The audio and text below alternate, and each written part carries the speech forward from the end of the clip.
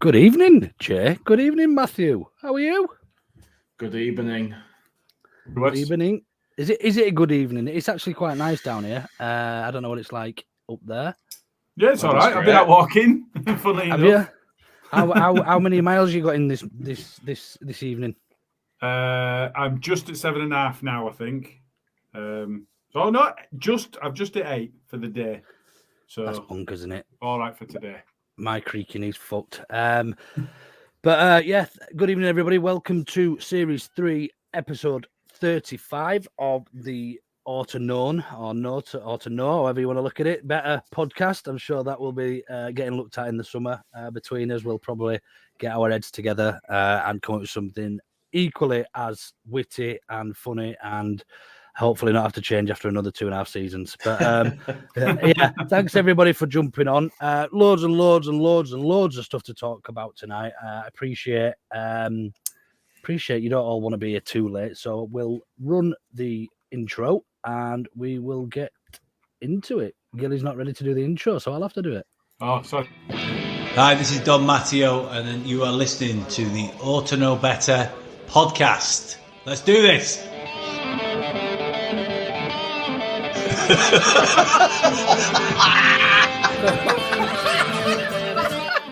look like fucking Brolin, you're a Leeds eating bastard. Look like some sort of fucking weird floating head. No.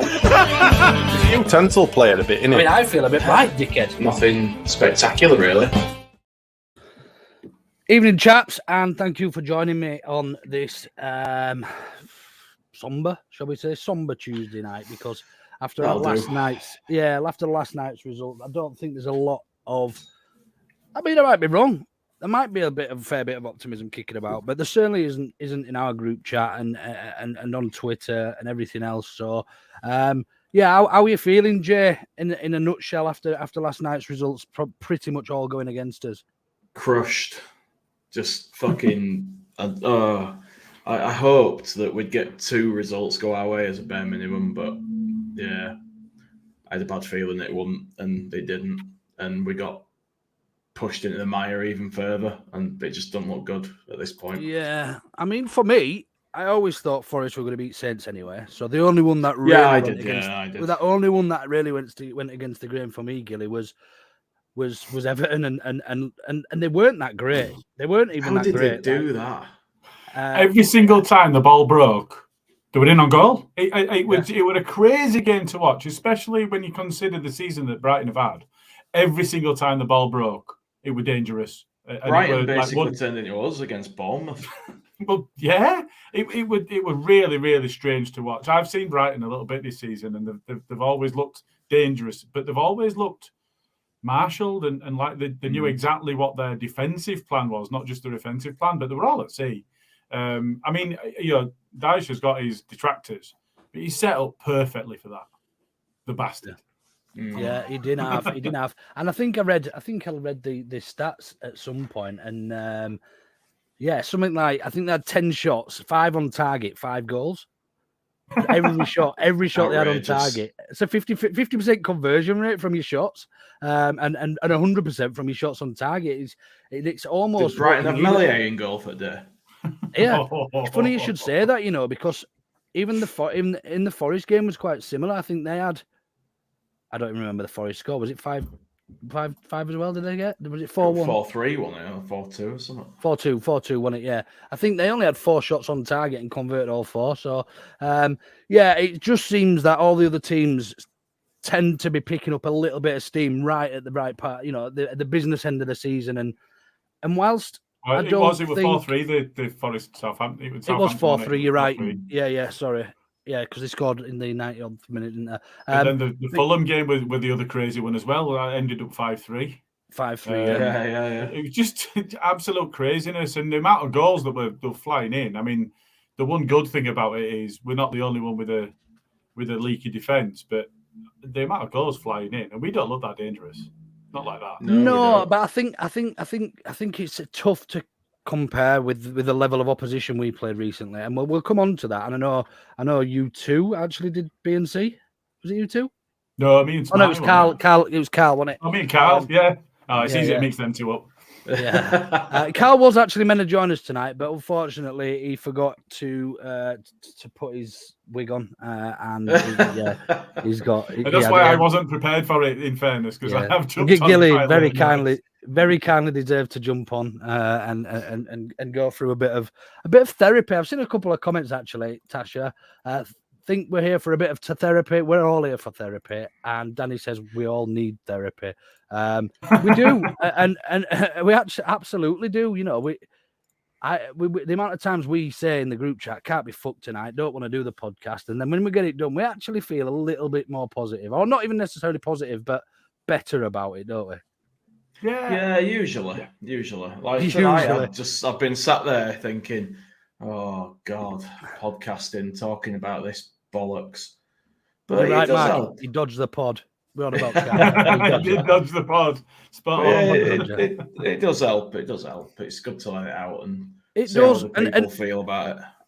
And I don't know about you, Tom. We'll probably go into it, delve into it slightly more a little bit later in terms of where we think we stand and how you feel about it. I mean, let's talk firstly then about the performance at the weekend. Jay, I know Gilly's been on with Karl. It came to an impromptu ending, I believe, but they were on. They were on. But yeah, how do you feel about that result, performance? Many positives to take, Jay, from that game at City.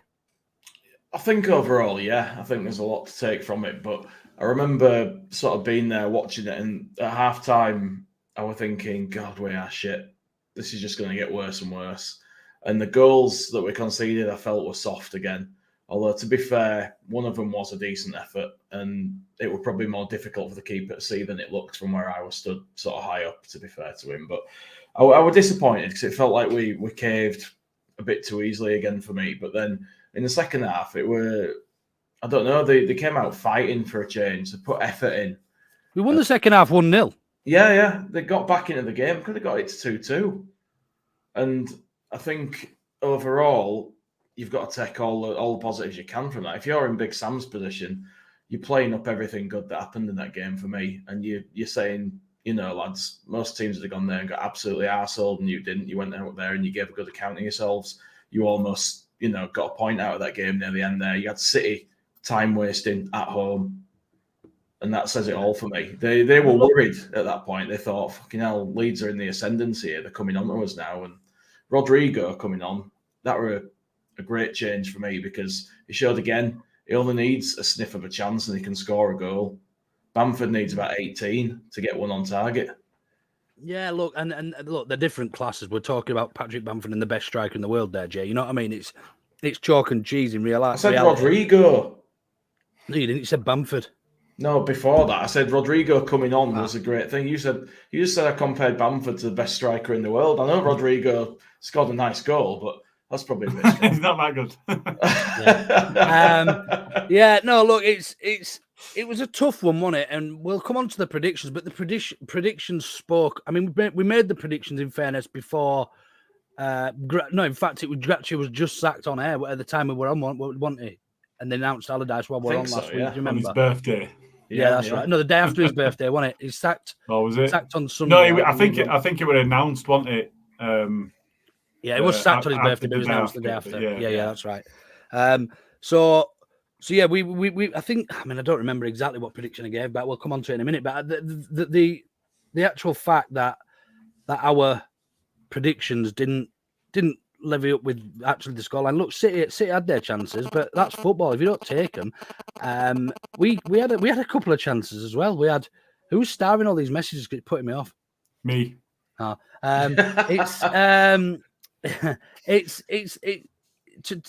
to take 2-1 out of that game. I think. Look, City missed the chances, we missed our chances. That's football. To say they had more chances than us, we expected that, but they only won 2-1. And yeah, I think like I said, when we made the predictions, they were quite pessimistic, and then we heard that Allardyce was going to be at the reins, and we almost all changed them, but only by a goal or two each way. I didn't like it. No, you didn't. That's right. Yeah, you didn't. But I'd be very surprised if anyone got this score anywhere near. But yeah, let's go on. I can tell you, one person got 3 points. So they got the scoreline correct. But, come on but then, they tell did- us actually, Gilly. Get your brand out. Yeah. Shit, hang on. Let me swap back. Here we go. Not yet. Jesus Christ.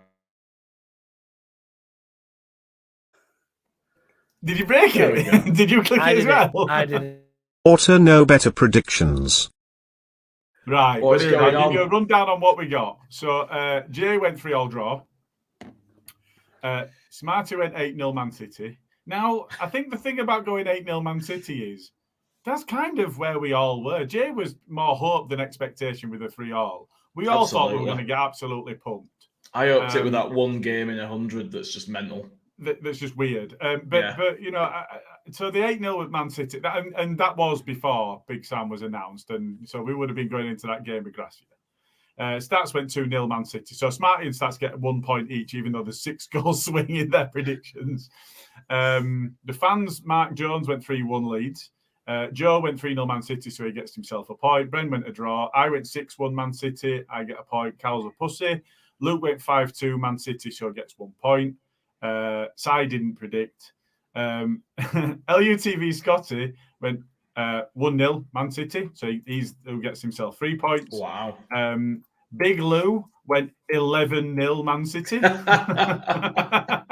And Jason, can you have a guess on what you think Jason went? 4-0 Leeds. 4-all. He went 2-2 draw. I thought he would have been like a Big Lou because he's been really pessimistic all season, and he went He's to 2-2 like a new draw man, this isn't time. he? Have you seen his He post on is. Twitter today saying that we're going to stay up by a goal difference and all that? What's happened to him? So much will- changed. Which we'll come on to. I'm sure. So just to run down the league table then. Unfortunately, Jay remains top. I am in second place, but I am a full 6 points behind, so I need to get at least one of those remaining games right. Jason on 11, Karl on 11, Luke on 10, Stats on 9, Bren on 8, Joe on 4.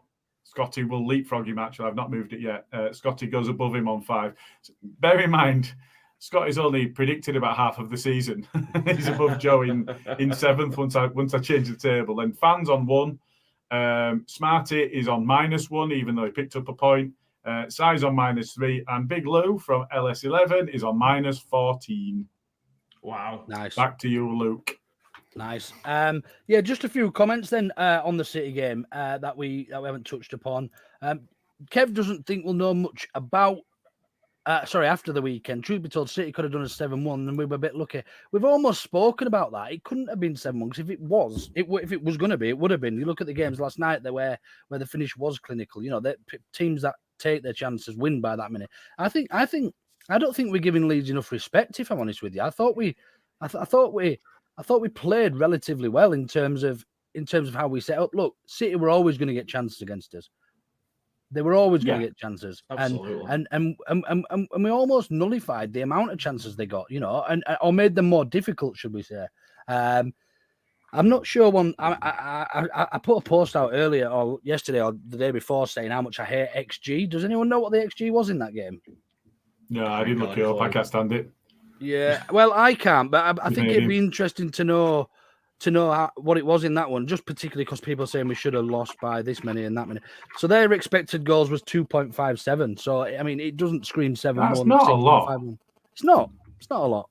It's not. I mean, there were a couple of bits that I think it was in the first half. Ireland had a shot. Rasmus were fist pumping after it like he'd really done something that just went past the post. Obviously, the pen. Which I've seen a lot of debate around. I think was it you that put a poll up, Luke? Yeah. I mean, for me, that's a pen. I don't think Pascal gets the ball, so I think that's a pen. And you're a defender. Challenge. It were running off the pitch. So if he'd have stood him up there, where's he going? I don't see him beating him if he just stands him up. So it was a bit of a daft challenge. But yeah, I think you're right. I think the way that we set up, if you hark back to the magical Bielsa days and the way that we set up once Cooper got sent off, all we did was low block, try and hit him on the counter. And basically, it was a similar fashion. The thing that really surprised, I did mention it on B&T, but the thing that really surprised me is that Forshaw is our most mobile midfielder out of the lot that we had, because he was the further forward. I just thought that was really strange. Yeah, look, you're right. We were always going to relinquish chances to them. They were always going to dominate possession. Even if we'd have tried to press them right into their defence, they'd have dominated possession. They'd have arguably, two of their more difficult chances fell to Gundogan, who's buried them from the edge of the box. You know, they were probably quite low on the XG, but yeah, like probably. You know, in comparison to obviously the penalty and everything else. And did you see Pep going for Gundogan when he missed that penalty? He's going, Erling, you take the penalties. You have to take. I'm not sure what he sounds like because he's Spanish. So yeah, but he wasn't a happy chappy, was he? And then obviously, no. I mean, that kind of changed the complexion of the game, because if they score that, then they're not running it to corners and trying to run down the clock, are they? They're just popping it around and being confident with it. See, that's what almost gives me an additional bit, gives the players, I suppose, a little bit more additional respect for me, because Man City wouldn't do that if they didn't think we had a goal in us. Do you know what I mean? Or we were dangerous in possession, or we could have salvaged something from that game. There's no way that they hold the ball in the corner against. You know, against. I don't think I've ever seen them do it. If I'm honest, I'd be surprised how many times they've done it before. Don't think I've seen them do it. But yeah. Anyway, in terms of the actual performance, then I mean, it wasn't sexy. I think we had 19% possession, but it was to be expected, and I think the lads should be pretty proud of that result, as well as working hard, I suppose, defensively for probably 80 of the 90 minutes. So yeah, moving forward then, in terms of positives to take out of that, Jay, what were your main positives? Is there any particular players that shone for you in that that small amount of possession we had, or even defensively, I suppose? I don't know if anyone really shone massively, but Rodrigo obviously taking his chance was nice. He got us back in the game. I don't think Verber did anything particularly wrong that I can remember, although I don't remember all of it, in all fairness. Rasmus... The only one I would say on that one is, and it is being a bit picky, is he lost his man for second goal. No, not for second goal, for the Haaland chance that he headed straight at Robles. He lost his man for that, which you hope Haaland would do better if you're a Man City fan. You would, it's hard, isn't it? No, it didn't look in it. It didn't. That was, I watched the extended highlights after the B&C, thinking, is there anything there that I've missed? And you're right. I don't think anything major other than that. I'm giving Rasmus a pat on back just for not being an absolute disaster at centre-back, because I expected the worst. I really did. When I saw him and Ayling, and I was thinking, so he's put Ayling at centre-back then? And that was bad enough in my head. Well, I said, unless it's Rasmus, and I would say, in group, if you remember, I said, unless it's Rasmus, and I would take it this. Yeah, I think he just tried to do stuff that wasn't expected. But he did all right. I mean, he's always going to get beaten by the best centre forward in the world, But in terms of playing out of position against the best football team in the world, club football team in the world, they stood up well, and it was a relatively weakened squad from our perspective. You look at the players that we could add to that squad, and look, I'm not beating around the bush here. We weren't good. We didn't have much possession. They played us off the park, men against boys type stuff at times. But in terms of positive, they have to take a fair. Look, you can tell a lot by an away crowd, and all you could hear on the telly was the away fans, and the fact that players got clapped off at the end. You were there, weren't you, Jay? Plus, yeah, it were amazing, the atmosphere. Everyone was fully behind them. It was almost like chalk and cheese to the week before, wasn't it? When they were all not fit to wear the shirt and whatnot. It was. I think Big Sam being in and just having the change there just renewed people's optimism and I think you're right. A little bit, I guess. I think you're right. People just want somebody to get in there and get stuck in and make us fight, and you feel like, if anything, he's going to at least do that. I don't think it's not the going down, is it? It's the way we go down, and we go down fighting. Yeah. I think if we'd have carried on rolling over. I mean, we'll never know, but if Gracchi was in charge at the weekend, I think the score line could have quite easily been 7 or 8 or 9 or 10. I think the same. That's what people were predicting against, wasn't it? Yeah. You know, we've just never said that you can change after we've done a pod. So we're a bit tight on this week, but that's what people were predicting against was a Gracchi Leeds. I wonder if the players had a go at him about the lack of subs or making subs too late and not allowing people to get in and have a chance at changing the game. You know, there must have been frustration from them too.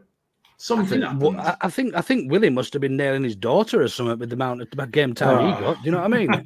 Unbelievable. But yeah, look, and look, respect to Gracchi. I wish him well. He came in and did a bit of a job for us over the first few games, and he wished us well in his statement and everything. So look, it's not his fault. It was sixth choice. Do you know what I mean? It was sixth choice, or something like that. So we can't. You're given an opportunity to prove yourself. You come in and try to do your best. I think Gracchi's biggest downfall was that he found a system that worked for him. It was very. He used to manipulate the team and change the team and set up different every week. He found one that worked and then never changed it from that. And unfortunately, it came unstuck. Very similar to obviously previous managers. But in terms of positives as well, Joel Robles.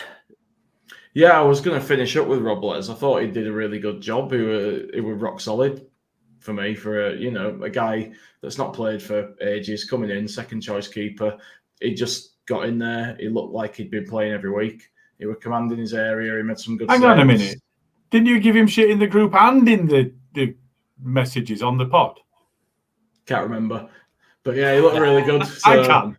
Yeah, he did. I was probably annoyed, to be fair. Yeah, I did actually. You're right. I'd forgotten about that. Like I said before, I were a bit harsh about the goals. I was just frustrated at the time. I mean, that second. He probably wouldn't have seen much of that second one. No, I mean, if you watch it back, if you remember the Roberto Carlos goal in Le Tournoi, where it bends far out that one at Ball Boys is trying to get out of way and it goes nowhere near it. It goes back in.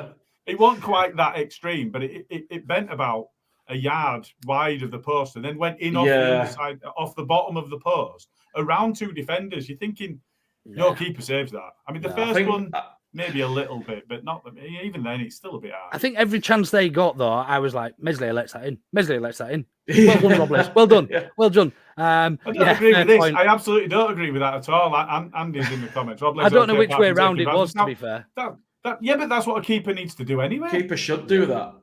I mean, all right, the ball got dropped, and I think that's the bit that they're on about, innit? It was kind of near edge at box, and ball got dropped. But then Robles recovered. But I want the keeper taking out defenders, attackers, whoever's there, you go get it. Yeah, absolutely. So Robles. And the other thing, Weston McKennie, why did we only just find out about this fucking bullet throw that he's got? It's crazy, isn't it? Verber and him have got a throw that can get to far side at box, and we've seen 3 of them in total. Better than a direct free kick. It is better because you've more control over your throws. Well, we don't get anything from a direct free kick. Utilising these things that we've got. But look, we've got to utilise that, and I think that's how astute Big Sam is. I think he's going to come in now, and he's going to. I think, in fact, I could be wrong, but I think he went. I was listening to somebody else's podcast. I forget who it was, and they said that it might have even been Phil A. Actually, he said that Big Sam's come in and they sat each individual player down and said, right, where do you think you should be playing? What can you bring to this team in this relegation fight? What can you? Now that's genius to me. Yeah, finding out, but it's so simple, but yet it could be so effective. You know, I've got a long throw. Well, why haven't we fucking used it for the last 3 months, 5 months since you've been here? I reckon Big Sam's probably lined them all up and gone, give us your best throw. Right, okay, you're on front. I'll tell you what, Raf won't be at front of that queue, would he? No, he won't. Fucking hell. But yeah, look, there was a few other bits and pieces as well to take out. Rod, when he came on, taking that chance, look, he gets a bit of luck, but he finishes it absolutely fantastic. But he also made it himself, didn't he? Yeah, he did, and he had 2 guys on him as well, and he got away and put that away under pressure. Yeah. Bamford can't score when he's fucking on his own, only person in half. Yeah. So yeah, look, all in all, City. Look, it was somebody said earlier on that it wasn't a free hit, and every game has to be attacked and all this. But look, absolutely not. I think keeping the goal differences down in that game is a major positive. 100%. When you look at what Everton have now gone and done as well. Yeah, exactly. So yeah, that's City in a nutshell. So yeah, we've touched on results last night. We know where we stand in the league, coming up to game week 36. Now some interesting fixtures this next game week, isn't there? I'm just going to get them up. I won't be able to get them on the screen, but we will get them up. I'll be able to tell you because everybody's been jumping down my throat all day because I put a tweet out basically saying that the running Forest have got Chelsea away, Arsenal at home, and Palace away. Everton, City at home, Wolves away, Bournemouth at home. Leicester, Liverpool at home, Newcastle away, West Ham at home.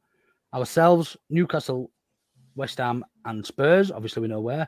And then Southampton, who I think I probably won't even bother touching on because I think with that loss last night, they're pretty much down. In all honesty, I mean, stranger things have happened, but I think 6 points to make up from a total of 9. They've got to make 9. They've got to win all 3 games to stay up. Well, they've got to win all 3 by some as well. They've got to score 12, 13 goals or something in those 3 games and hope that everybody else loses and that they lose heavily. So let's do a bit of a rundown then between us. How do we feel?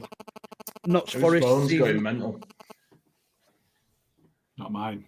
I can't even hear it. Do you want to know what we predicted when it was the 6th of March? What we predicted the outcomes to be? I think we ended up on 39, didn't we? We ended up on 36. So we had Palace on 43. We had Wolves on 39. Just skip all them teams out. We were on 14th in 36. Yeah. Leicester were in 15th on 35. Forest in 16th on 34. West Ham 17th on 33. Everton went down on 29. Bournemouth on 27 and Southampton 26. Well, we fucked that royally, didn't we? The only one we've got right is Southampton. Yeah. And Bournemouth have absolutely pissed it. Yeah. HMS pissed the league. I think Everton are going to be safe, I think Everton is pretty much safe now. I think let's just fly through then. And Forest.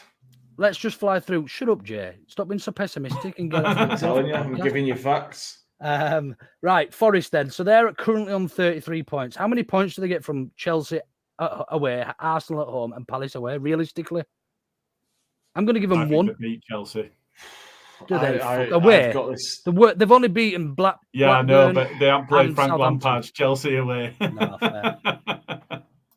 I think they get 1, and that's been kind, and that's Palace away on the last day.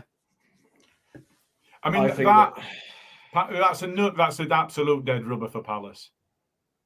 Their job's over and done by then, isn't it? So it could go either way. It could be pressure's off and they run riot, or actually this opposition that we're up against are up for a fight and we're not. That could go either way at last game of season. But it's the Chelsea one that I look at. I'm going to give them 1 point. 1 more point, which finishes them on 34.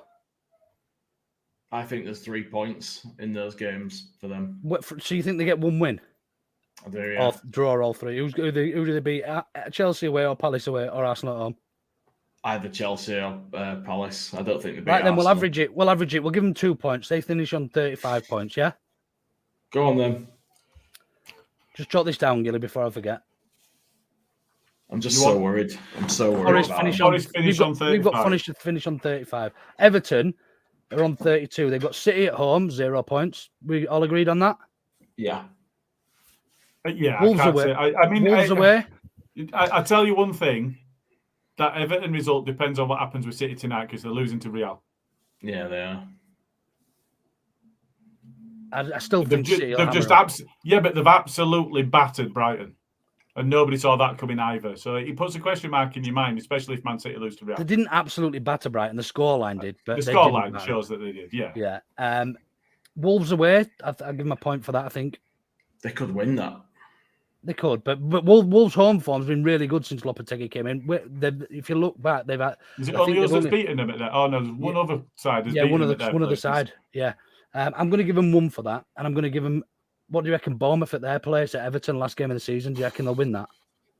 Bournemouth could, they're on 39 points now. They could just be coasting by then.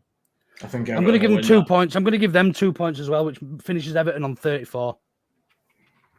Okay. Leicester, Liverpool at home, 0 points. Yeah, Liverpool are flying a minute. Yeah, and they're still Newcastle, pushing. I mean, I know it's an outside chance because I think if they played a game more than Scum and they're a point behind them, but there's still a chance that they'll get in Champions League, and that's such a big deal for those sides. So they're going to keep pushing. Newcastle away, 0 points. Yeah, I don't see out there. Yeah, I don't see West Ham at home. I'm going to give them a point. I don't think they beat West Ham at home. West Ham will be looking. Don't forget, potentially they might be playing in a Europa final as well. I think a point there. So we got Leicester finish on 31. They won, right? 31. Leeds, Newcastle at home. Do we expect anything Saturday? Fuck all. Nope. You don't think we'll even get a draw, even though we got a draw at their place? Ed says defeat. Hart says draw. Yeah, I'm similar. We'll go for a point. I don't see it, but I don't want to admit it. West Ham away. I'd like to think Big Sam going back to West Ham, all the shit their fans gave him, I'd like to think that he can get that right. And I'd like to think written in the stars. Newcastle, it's written in the stars. Sam Allardyce against Newcastle and West Ham, 2 of his ex-clubs. We've got to fucking go there and give it some. I can't see. I mean, Newcastle are flying. They're playing well. And if you look at what Isak's doing at the minute, and Wilson's finishing all of them chances, that's going to be a real tough ask to get anything more than a point. I can't see us getting more than a point there, but he will be up for that as well, will Big Sam, because of and West Ham he's got there. But West Ham, I think I'd like to think he gets us to a position just after their second leg, by the way, and 3 days at that after. point, he's had just over 2 weeks run at it. And now, that's not a long time. Safe. And presumably by that point they will be remaining clear of whatever's going on. So yeah, I'd like to think that we can get 3 points there. I think it'll be hard. I think it'll be tough. I think it'll be close, but I think we get. So would you be happy would you be happy to say we get 1 win out of those 3 games, wherever it comes from? Spurs, West Ham away. I don't think Newcastle, and then another point elsewhere. Would you say we pick up 4 points? If you gave me 4 points now, even though there's an option of 9, I'd snap your hand off. Do you think that's out of this world crazy though to say 4 points? No, I think that's probably about right. Not after the way that he got them fighting against Man City. Considering we drew with Newcastle away from home, we should have beaten West Ham at home comfortably and drew 2-2. And Spurs away, we probably should have beaten them as well earlier on this season. Playing against Spurs, it's a lot like I've just said against Chelsea, although they're more Spursy, but they're not managed by Frank Lampard. You don't know which one's going to turn up. The Jekyll and Hyde out there. You could get absolutely played off the park by them, or they could be absolute shite. But the one thing that you do say is Harry Kane tears us to bits every time he plays us. yeah, fair. But on the last day of the season, going in and we need a result, I fancy to get them around 4 points for the rest of the season. I thought you were going to say 5. I thought you were saying unbeaten for the rest of the season. No, I'm going to go with 3. So 4. Let's that puts us on 34. Is that where does that put us? Smarty's having a. Folks, Smarty's meant to be on here. Well, Forest on 35, Everton on 34, we're on 34, and Leicester on 31 at the minute. Southampton is down out there. So that would put Forest on 34, did we say, yeah? That's 3 teams on 34. Forest on 35, Everton 34, Leeds 34, Leicester 31. I don't see where Forest get 2 points from out of them 3 games.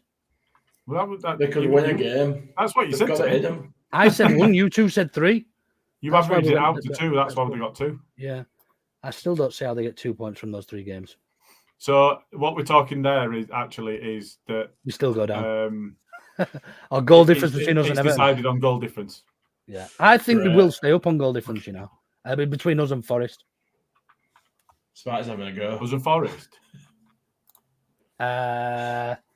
Because Everton have done a world of good with their goal difference against Brighton, haven't they? Yeah, Because absolutely. we were about evens with them, I think, weren't we? Yeah.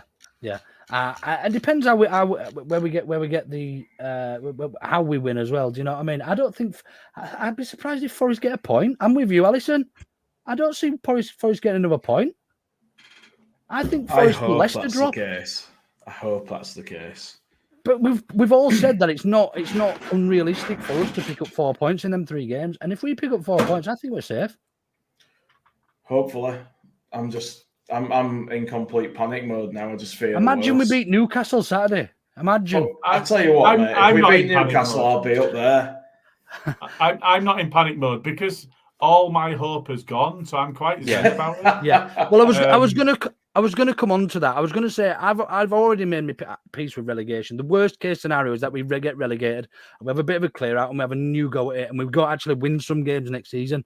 And you know, it's nobody wants to be relegated. The pinnacle of football or English football is to be a support of a club in the Premier League. Now the Premier League's wank. VAR's wank. The clubs that we play against are wank. The 3,000 allocation is shite. You can't get. You know, it's crap, but that's where everybody wants to be. They want them to chase the money, and everybody wants to be there. So we don't want to be relegated. Look, I'm not saying it's a good idea or even nice to feel like we're going to be potentially relegated, and we're still odds-on favourites to get relegated, clearly because of the points and everything. But yeah, I don't know. I don't know what's come over me. I was so Was like, Jay? Or was it Karl on OnlyFans? certainly wasn't me, mate.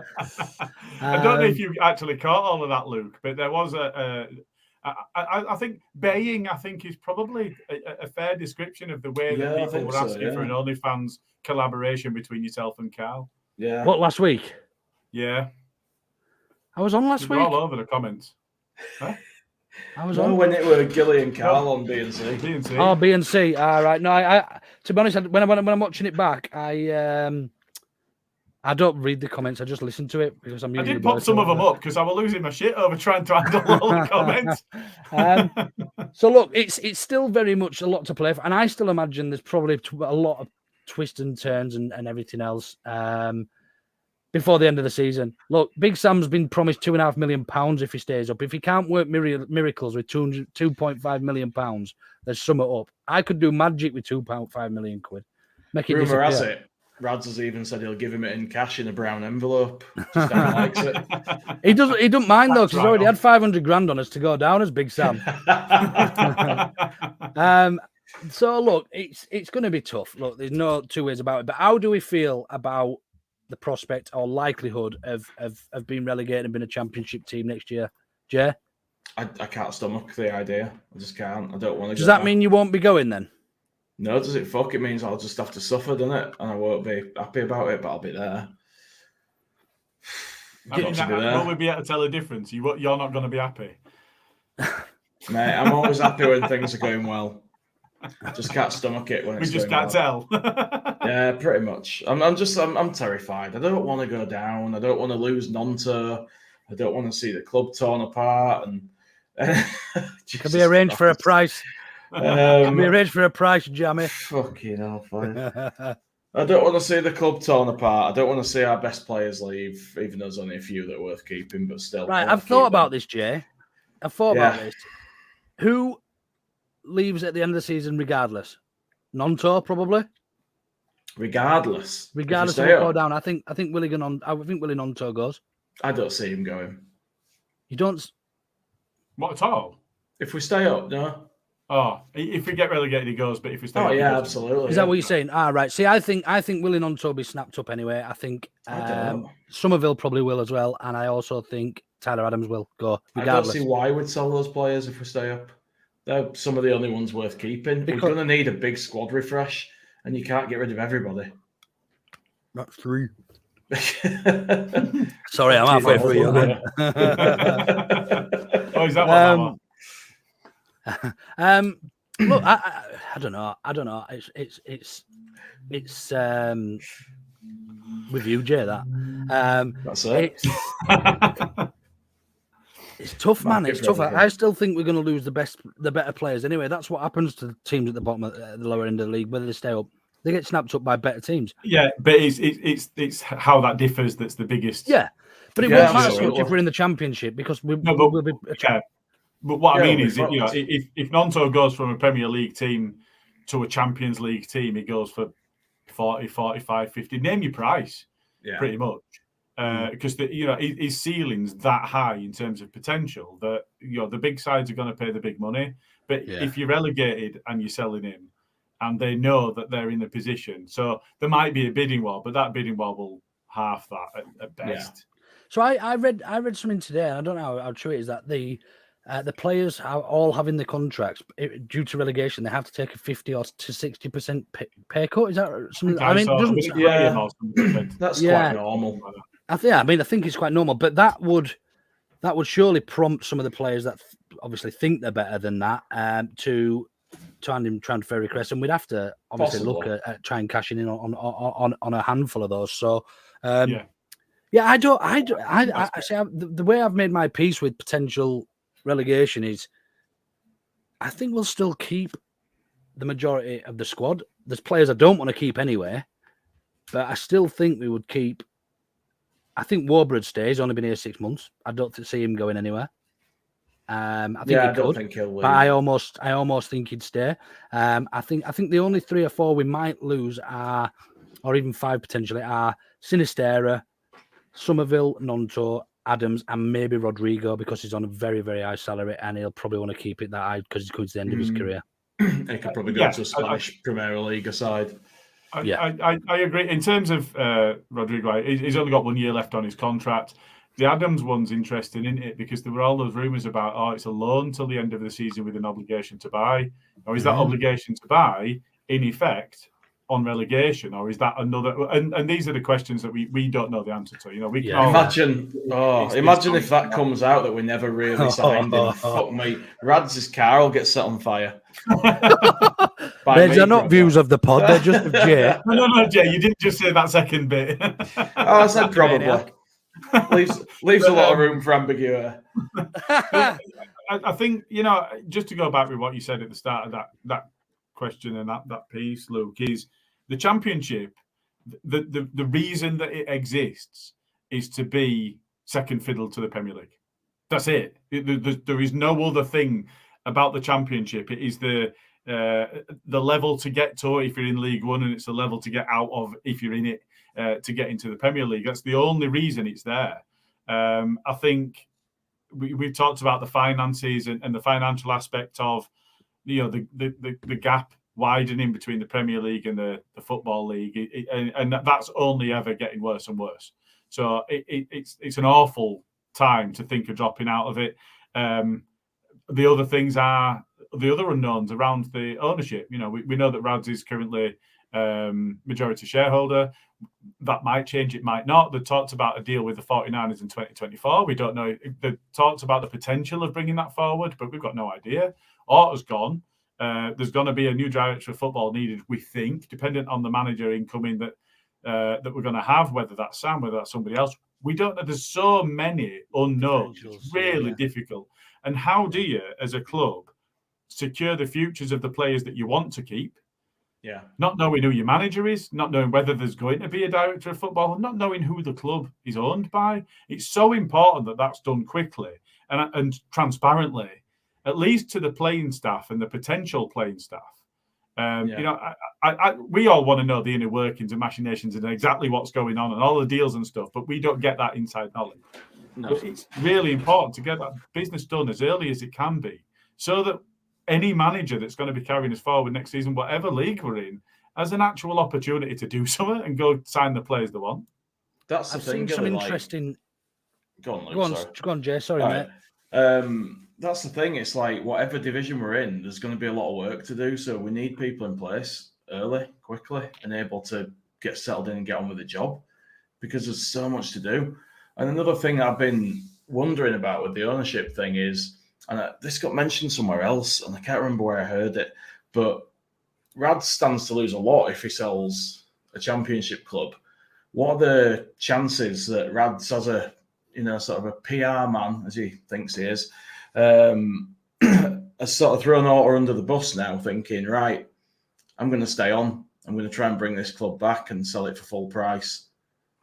I'll get rid of Victor. All the fans are on him. The thing is that deal's got to be done by the end of 2024, the end of this year. Right? Yeah, but like Matt says, we don't know the ins and outs, and it might be null and void if we're relegated. And but the other side to things is, he might not choose to stay on as majority shareholder, but he might only sell 10% of the shares, which makes somebody else a majority shareholder, but it keeps his interest, so that if they then get promotion, then he's benefiting off the back of that. Well, there's all sorts of ways it could be played. Well, he'd only be non-majority if he sold it to the 49ers group. That's what I mean. If he chose to sell some of his... So I know they talked about bringing the 2024 deal forward to summer 23. I think a lot of that was predicated on being in the Premier League, although Graham, not so long since, YEP Graham said that their interest wouldn't be cooled, but they'd have to look at the deal because it wouldn't be worth as much, which, that's fairly obvious. That's just how but what he might do is just sell enough of a percentage to the 49ers to give them the majority shareholding and retain the rest. But then we still got the joint ownership shit.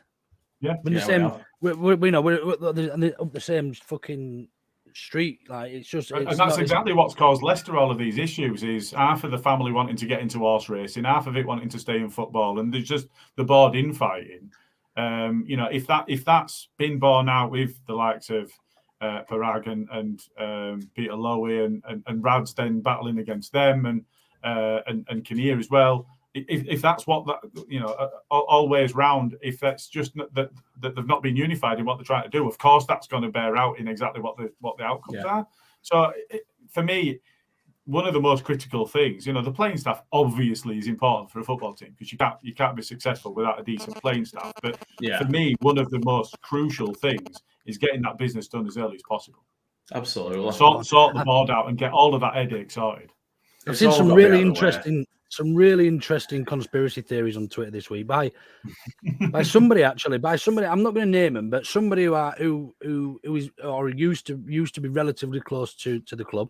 I won't name him. I'll tell you when we finish. But basically, that something along the lines of the 49ers were instrumental in bringing the leaders in to drive down the price of the club, because if we were relegated, I've seen now that doesn't make sense to me, because then they've got to.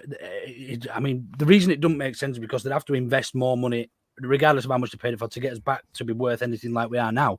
We're clearly investable. We're obviously, we've got great turnover, great figures, and everything. So it just didn't wash with me. I mean, loads of different things will probably come out in the wash in terms of how and what's gone on in behind the scenes with regards to takeovers and everything else when it's happened. And we've already seen Rad's release statements around Victor Orta and whose fault this was and whose fault that was. Now, is that him clinging to an olive branch saying, if we go down, I'm having another pop at this because I'll be doubling my money back? Do you know what I mean? I think there's a chance. I think there is. Alison just said here, Parag's cancelled his trip twice, been told he's arriving this week, staying a month. So the takeover had happened as planned after Scum wouldn't had all this indecision. Well, I'm guessing the fact that we're shit.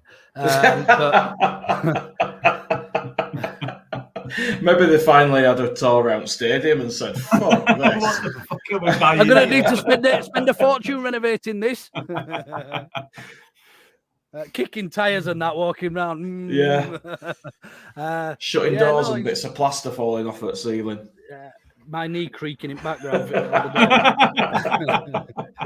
It's a tough one, isn't it? Like, and we just want what's best for the club. They want what's best for their pocket. Ultimately, they don't care about Leeds United. They do not. They don't care. They care about what's going to be in their pocket at the end of. They are an investment group. Exactly. What does that tell you? And that goes for Rads as well. That's not just this investment group. Absolutely. This investment group could arguably be worse than what we've got under Rads because there's so many of them.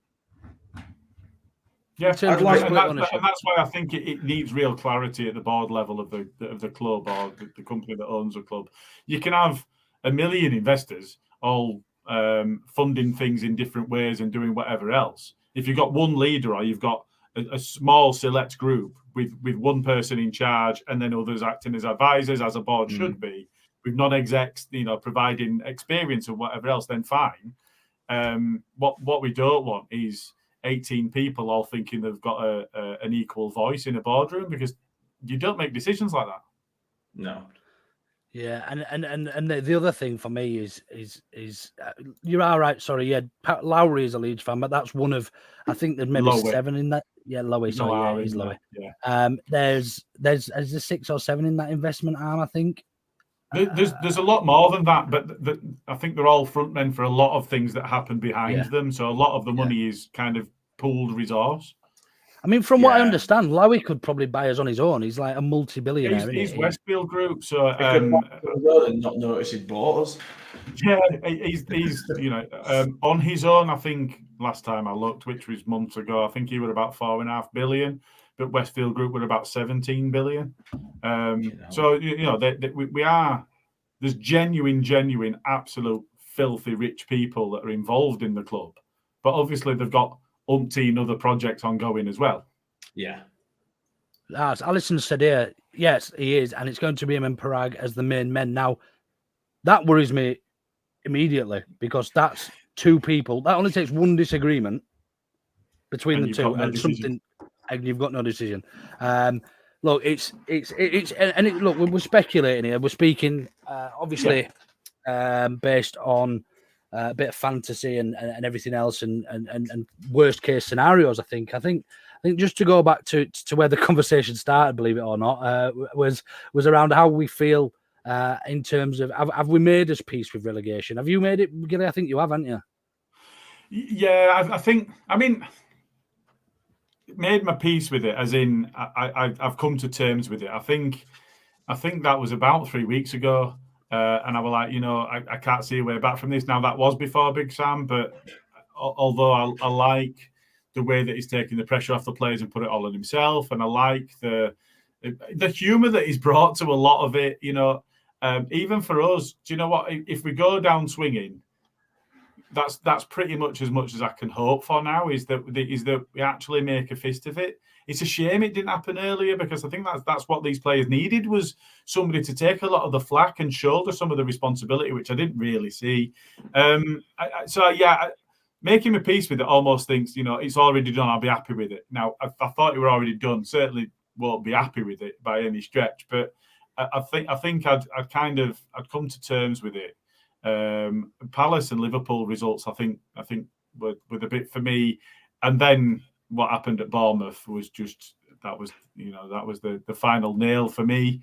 But I had already decided that I can't see us coming back from this before the Bournemouth result. Yeah, and I think that was when I put the bet on us to go down and try and make some beer tokens on it after that performance. So, yeah, it's one of them, innit? Like it's bullet. Everything is available for the right price, and it means everything. Everything. We'll send you his number, Bully. But it is green.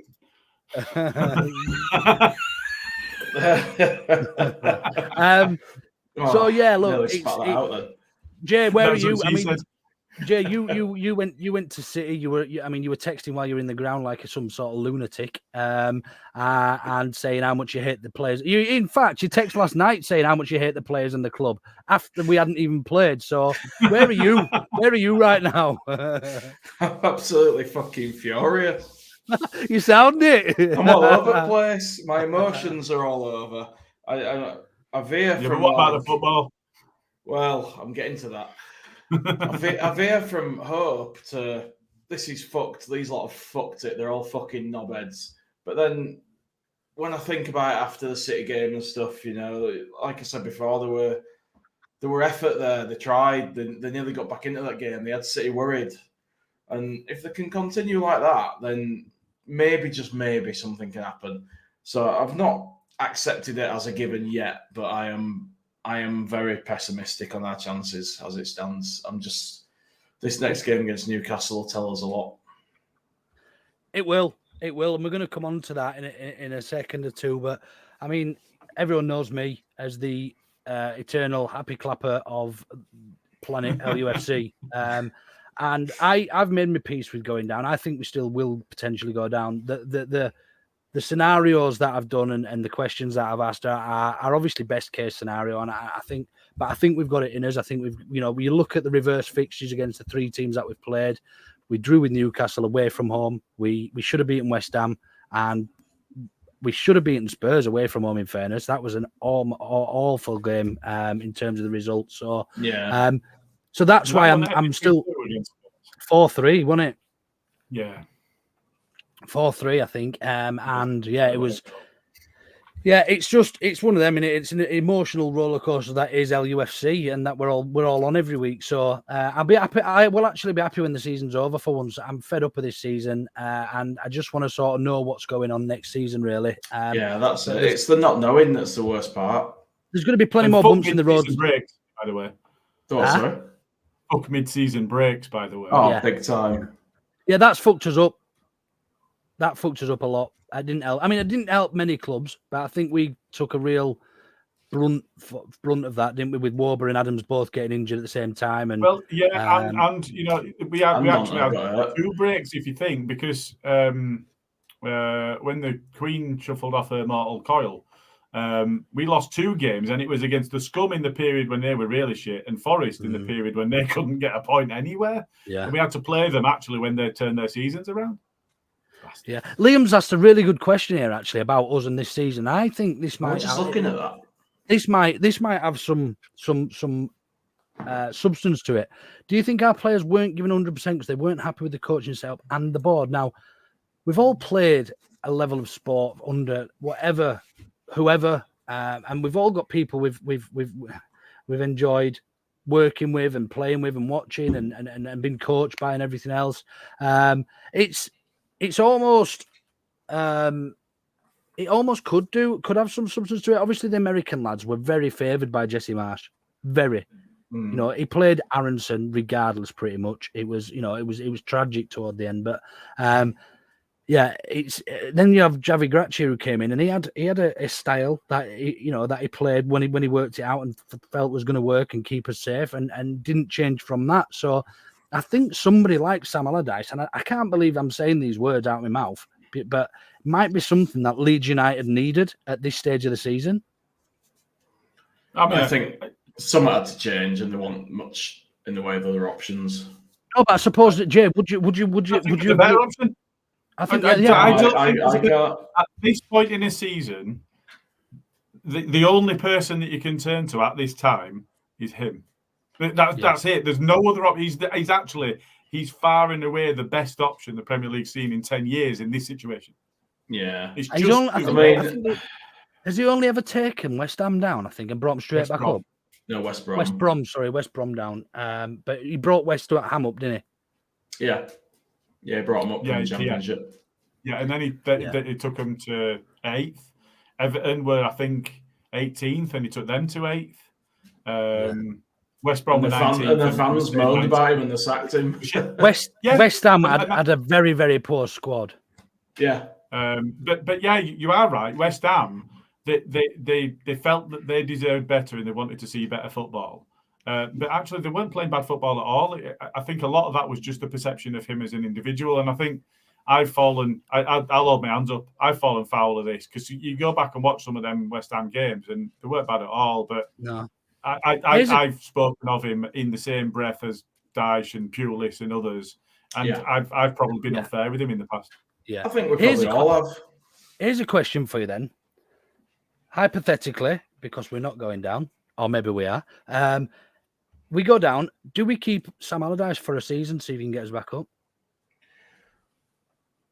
It wouldn't be the worst option in the world. It wouldn't be pretty, but if he gets me promotion, I'm all for it. I tend to agree. And I think we've been spoiled with Bielsa in the Championship and seeing how sexy football can be.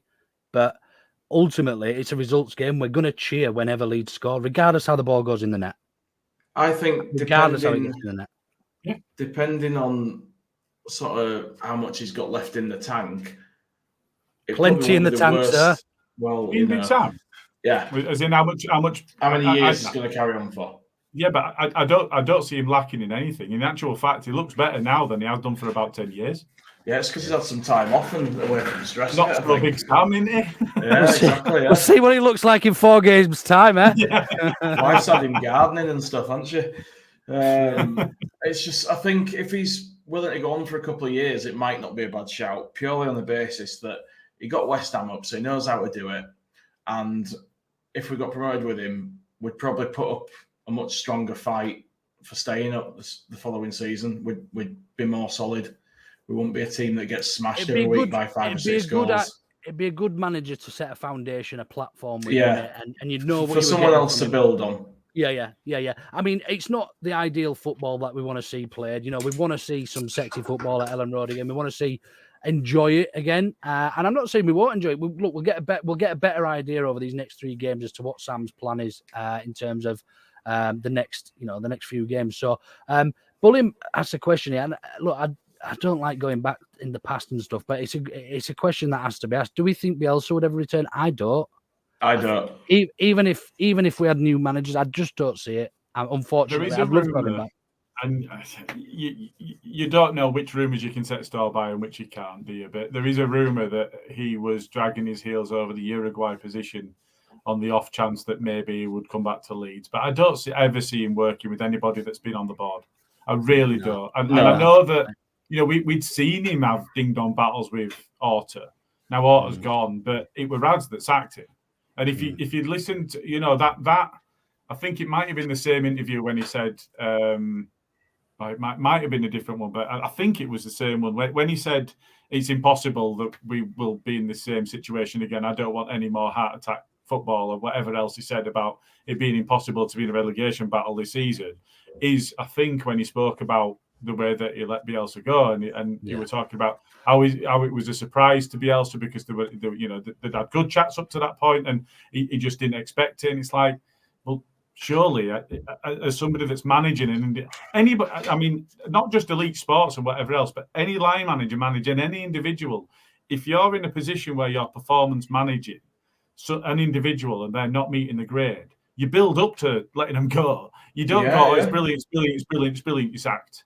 Yeah, and you don't do that. The type of person that we all believe that Bielsa actually is, and I know that a lot of us have put him on, me included, have put him on a pedestal that maybe is unrealistic, but he genuinely is such an amazing human. Yeah, he will have felt so betrayed by that, in my view. I can't speak for him. Now, will he have felt betrayed by the football club, or would he have felt betrayed by the board? I think by Rads himself. He was the one sat in front of him that had not built him up to that, and Rad said it was a surprise. He will have been heartbroken. So I don't see a way back from that. And that's, for me, that it speaks volumes that he won't answer. It must have been a different one because it was a follow-up, wasn't it, when Radradani said he won't answer the phone to talk to him about naming the training facility after him. And if he won't answer the phone for that, he's not going to answer the phone for the job. Should have sent him a grenade. Should have sent him a grenade in post. I think that's probably would be seen as more of a threat than an enticement. But horses for course. Yeah, he won't come back. He's too much of a shame. It's a shame. He's too proud. He's too proud. Human being. It's a massive. And when you cross him like that and stab him in back, he ain't gonna forgive that. To be fair, though, the question the question I think was if 49ers take over, wasn't it? Yeah. Now, if there's no Rads or Orta or Angus, maybe that could be different. But he fell in love with the city. He spoke of that a lot, and he knows how much the fans loved him. And the players, there's still some players there that he worked with that he loved and they loved him. So, I guess there's a long shot if there was a a wholesale board change. I can't see it happening otherwise. Picture this. We stay up this season. We stay up on the last day of beating Spurs. We beat Spurs on the last day of the season. Big Sam announces his retirement. Rads announces we've sold to the 49ers. They unveil fucking Bielsa on the pitch for next season. And he says, no man management, no man marking either. So the best thing would be if they said that they had a statue for him and we're all, finally, that's exactly what you should have been actually doing. Him. But then they take the thing off and it's actually him rather than the statue. Unzip him. like a Scooby-Doo baddie. Pull the cover off like that, those pesky kids. They should bring him out of back of like a little golf cart or something. Where Living in America by James Brown playing like Rocky IV when Apollo Creed comes out in American shorts, you know, and he's in there as Bielsa bopping around because 49ers have took over. There's ticker tape falling from the rafters. Red, white, and blue ticker with tape. the music. Yeah, USA, USA. Some planes go over. Yeah, you know, we could do it all. Hey, we can all dream, can't we? We can all dream. Anyway, we better start talking a little bit. We better start talking a little bit about our next opponents. We've been rambling on now for just over an hour, and I'm sure people do want to go to bed on Tuesday night at some stage. So, Saturday then, we've obviously said briefly about what we expect at Newcastle, but do you think Big Sam's going to have to go for it based on last night's results then, Jay? Or do you think he's going to play not a similar style, but probably a similar, maybe less negative style than he played at City, but still go for it a little bit more? Or what, is he going to go all out? I'm not sure if he's got it in him to go all out. I think he has. He's going to be worried about being caught by Newcastle on the break.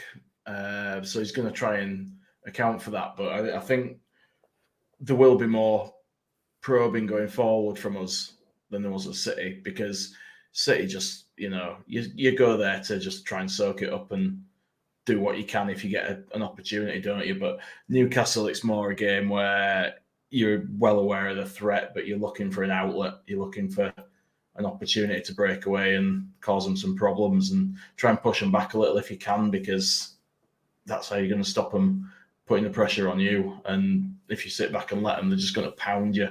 And Trippier is going to keep banging fucking balls into people's heads all day long. Yeah, do smash a like for us, Jamie. Thank you ever so much. Yeah, it's going to be a real test in it. Look, when we played them New Year's Eve, Jesse and I set up completely different to how we'd ever set up before. We set up for a point. Yeah, we did. Yeah, I said that at the time. And we were very, very defensive, very deep, and they had the chances, did Newcastle, to win that game. But we managed to come away with the point. Now, Newcastle have improved since then. They've got better. We haven't. We've got worse. So it is, but it's home soil and it's the crowd. And if anything, if the City game was anything to go by in terms of a barometer of how the crowd's going to be this coming weekend, you know, you just never know. If we can get behind them and we don't go behind to an early silly goal or anything could happen in this game. Anything could happen. How do you see us lining up, Gilly? Do you think it's still going to be 4-2-3-1?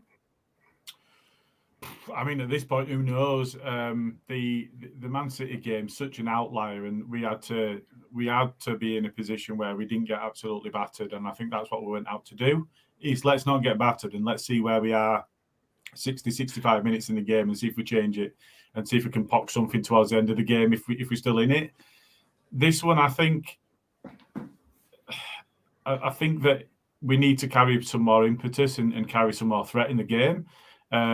So it might still be a 4-2-3-1. Personally, I'd like to see Forshaw drop further back and be one of the two. And let's get somebody that can be a bit more expressive further forward. And you know, I rate Forshaw. I've not made a secret of that. The fact that he's made of biscuits has held him back. But when we can get him on the pitch, I rate him, and I always have. But he's not a dynamic 8-10 going to create you loads of chances sort of player. He's just not that. So I would like to see. I mean, personally, for me, I think if you can get Rodrigo and Bamford on the pitch at the same time, then you've got a chance of doing something, because we've talked about the way that Rodrigo's taking his chances, but we've talked about the way that Bamford can occupy defenders in the way that Rodrigo doesn't. I think if we can find a way that is a system that suits us, that gets them both on the pitch at the same time, it gives us that bit more threat. I think if we look at the fullbacks, they didn't do anything in terms of getting forward. I think Elland went on one long run, but kind of rang himself down the cul-de-sac and then just played it back behind him and then went back into his position, because nobody expected him, the way that I was looking at the game, nobody expected him to get that far forward, because that just wasn't the task on offer on the day, was it? So I think there'll be more emphasis on carrying a threat, and I think some of that needs to come from the full-backs. But I would like to see something a bit more in the middle. Yeah. What about obviously set pieces is something that Sam Allardyce has been famed for. He scores a lot of goals from set pieces. They'll be working on those. Obviously, being a team in the lower half of the Championship, you have to take advantage of your set pieces. Mark Rocker made an absolute howler of his set pieces at the weekend. What would we think to Greenwood coming in for him? Jay? From a set piece perspective, very good. But from a will he do any better a job for the rest of the game, I'm not sure. Could he do any worse? Maybe it's a better question. I don't know. I don't know. I think it wouldn't be the worst option in the world. However, you lose a lot of Mark Rocker's experience playing at a good level, and then trusting a kid effectively. And yeah, I think for me it would be too much to ask of Greenwood. I think maybe too much too soon. Whilst he's our best set piece taker, and every corner he takes is a good corner, every free kick he takes is a good free kick. Could we sacrifice Mark Rocker's experience and what he brings to us for that additional set piece prowess? What do you think, Gilly? It doesn't really answer the question asked, but if I'm going to make a change in the middle and bring in one of the younger players, it's going to be JB that I'm going to bring in, not Greenwood. Now, what that does to our actual set pieces is a different matter, because then I've kind of ruined that. I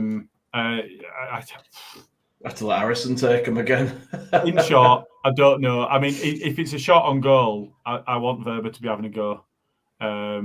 In terms of the free kicks and corners, I don't know what's gone on with Rocker, because early in the season I was clamouring for him to be on the corners, because we had this from Harrison and from Aronson, and it was pissing me off. Oh yeah. And Rocker took one. It was flat. It was pacey. it had venom on it. It was curling in, and I'm thinking, why aren't he taking them all? That's brilliant. That's exactly what it beat the first man, and it got into a dangerous area. And you're thinking, yeah, that's exactly what we want. Get him on him. And then, actually, when you come to it, he's not been great either. I think when it against the Scum, when he took 4 in a row and beat the first man and went out for a corner every time. Yeah. It shouldn't be that difficult. It really shouldn't be that difficult. No, not for a professional footballer.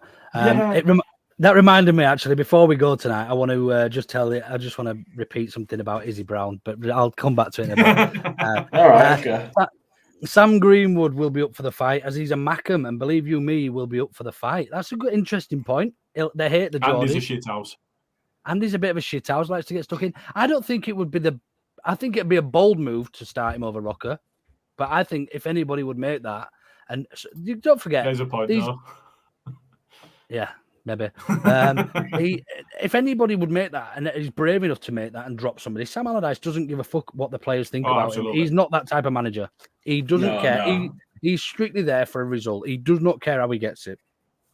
And if you've got one player saying different, but you've got in the back of your head, you're not taking £2.5 million out of my pocket. You'll do what you're fucking told, or you'll get out of bastard way.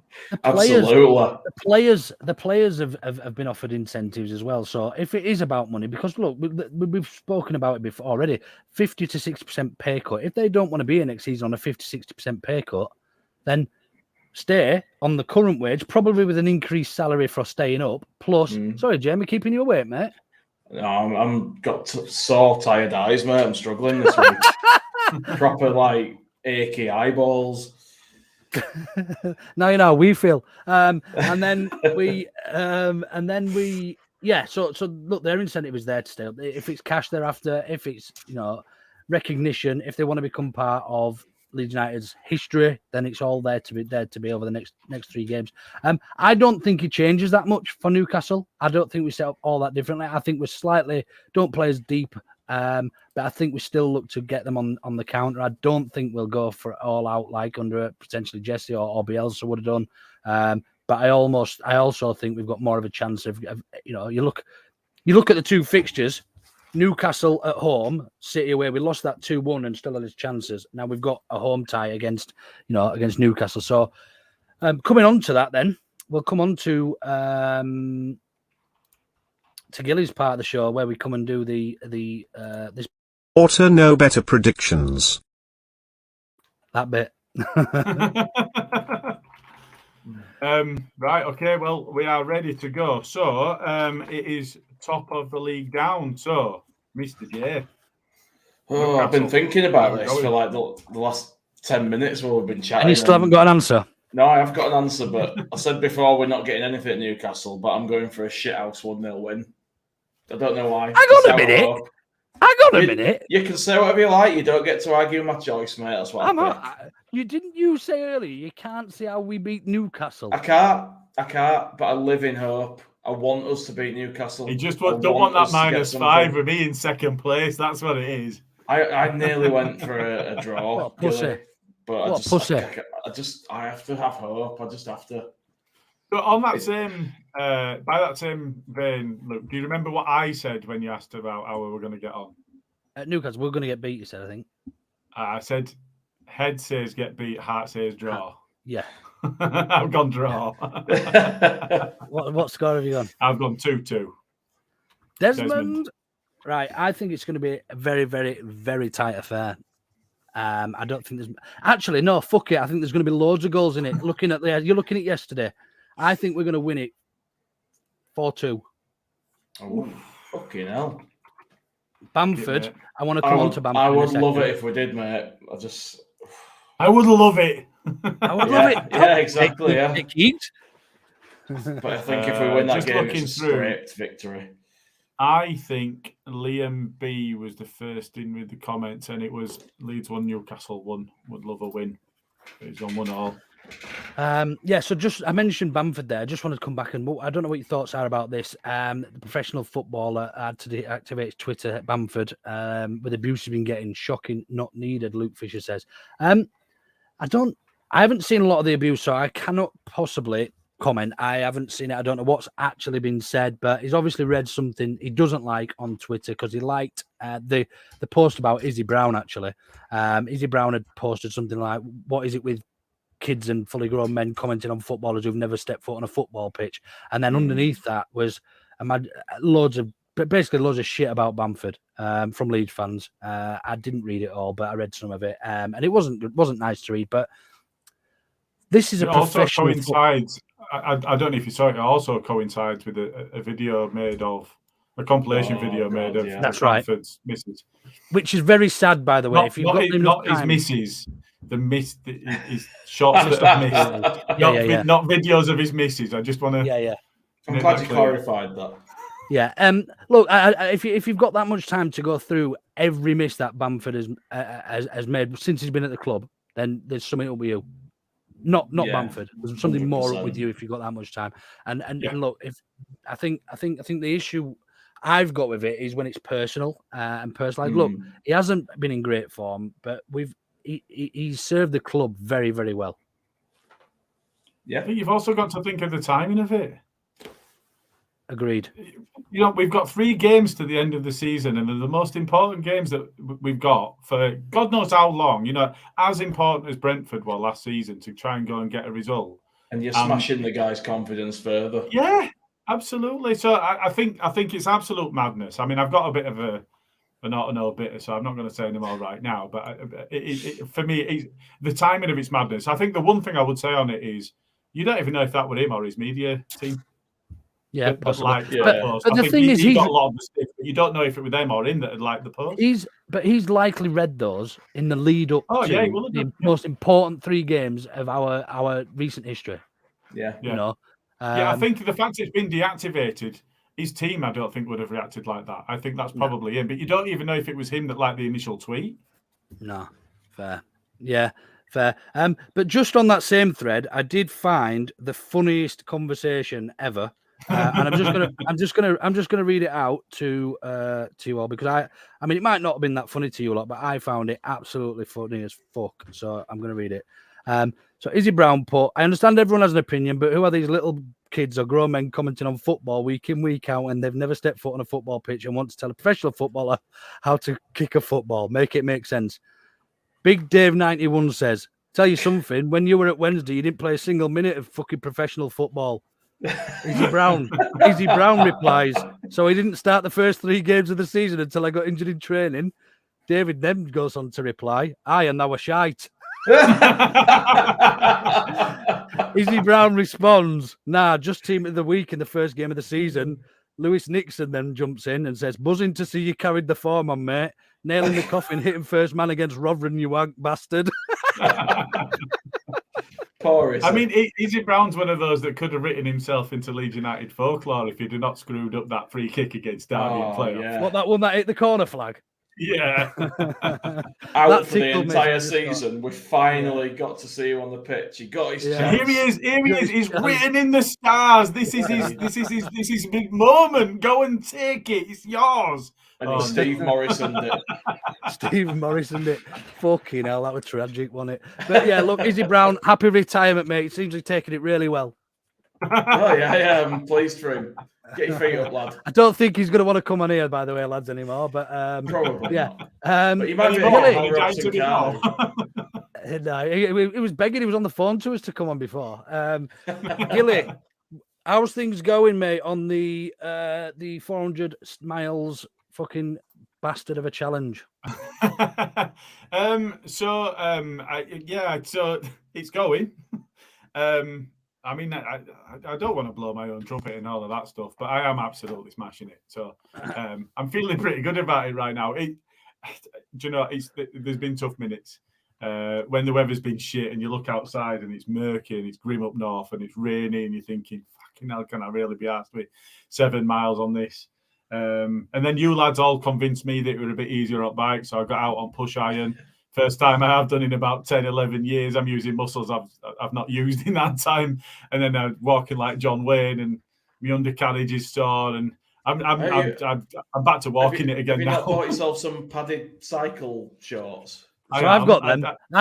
But they didn't keep me from getting injured. So I've actually had to not back out, but take a little bit of a rest. I've got a knee. And I'd probably put the video in here if you want, but I'm sure nobody really wants to hear it. Nobody wants to see it. It's awful. No, no so offense. my knee creaks like it needs WD-40 and it's fucked. It does sound like a barn door in the wind. It really does. It's awful. So I've had to take a bit of a break. Well done, Gilly and Karl and Brenner are still and Lou are still smashing it. So between them, they're still doing really, really well. It's going to be a big finish though, Luke, when you have to do like 3 marathons in like 3 days or something to get your miles. I'm not seeing my my specialist until the 16th. I don't know about the leg. I did offer. Yeah, you did. I said that I'd bump up my miles to cover off the shortfall. I did. And to be fair, you're getting through some. You are doing it. I'm still doing my general walking about. I'm limping. More than I am, mate. So yeah. Anyway, I did put the link if anybody hasn't or does want to donate. There's a link in the description on YouTube today, just so you can find it a bit easier. I have got them out here. Look, let me try and get them up. Oh, not only the 2, please.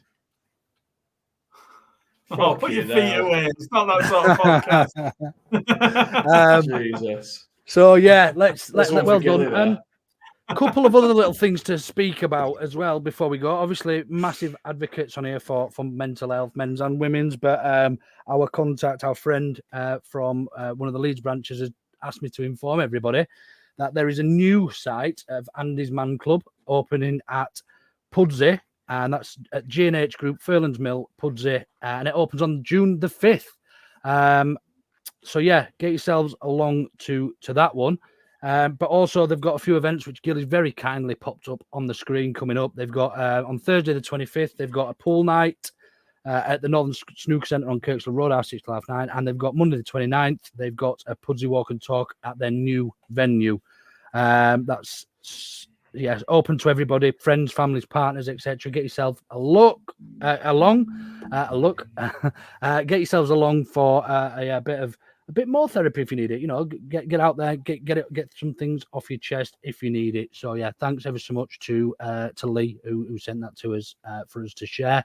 I also understand that they've got they're actually going to be on Emmerdale I think it was Emmerdale, on one night this week. Andy's Man Club is going to be on Emmerdale, so keep an eye out for that as well. But yeah, our DMs are always open. If you don't want to go along to one of these clubs, or you can anybody, any one of the podcasts you can talk to, or even the pod inbox as well is always open. So if anybody wants to give us a shout, he's struggling or whatever, give us a shout. Right then.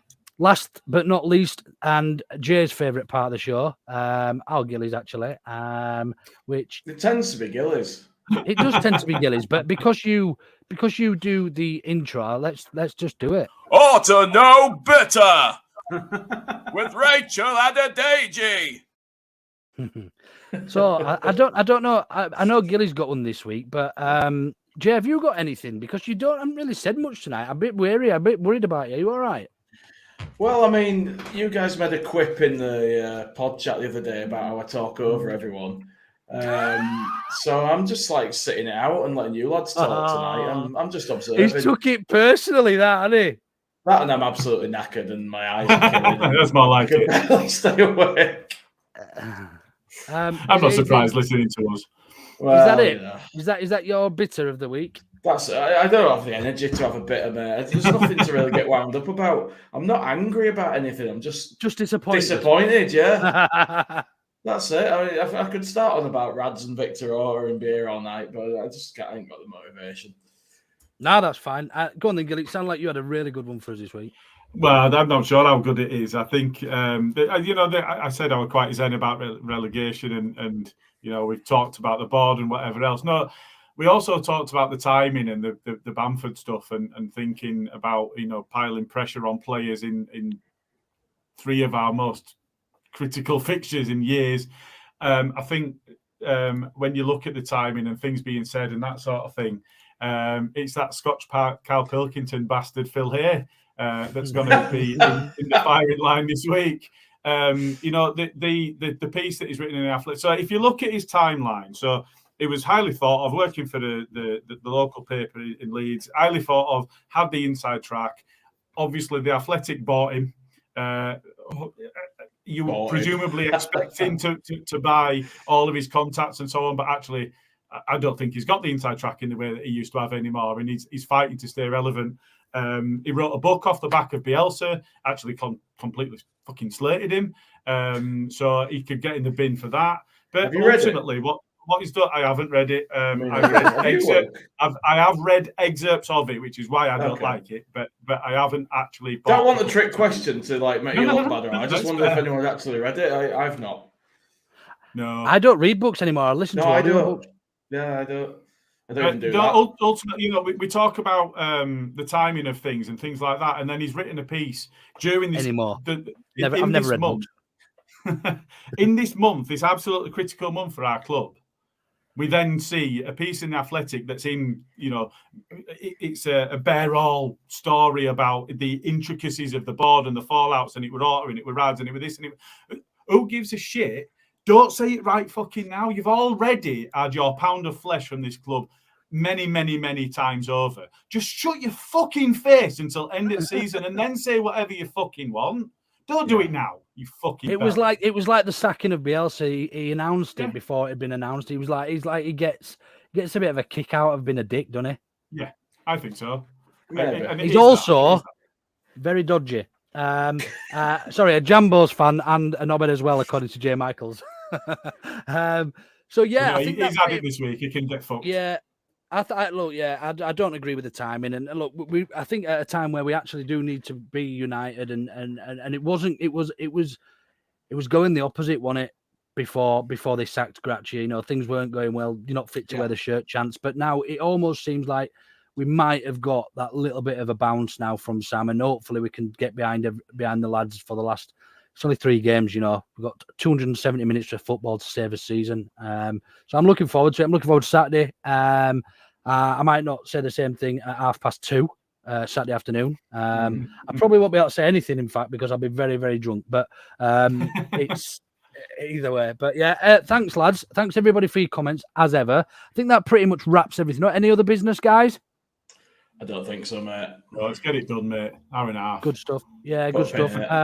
We'll be back, or I won't be back, but somebody will be back after the Newcastle game at the weekend. Other than that, we've not got a right lot going on. Do check Twitter and things out because I'm sure there'll be some updates on there as to who's going to be on and everything out the weekend. But yeah, anybody's there on Saturday, come and say hello. We'll all be in the Peacock before and after, I should imagine. Lovely to have you all in the chat. And yeah, we'll see you next time. Cheers. Cheers.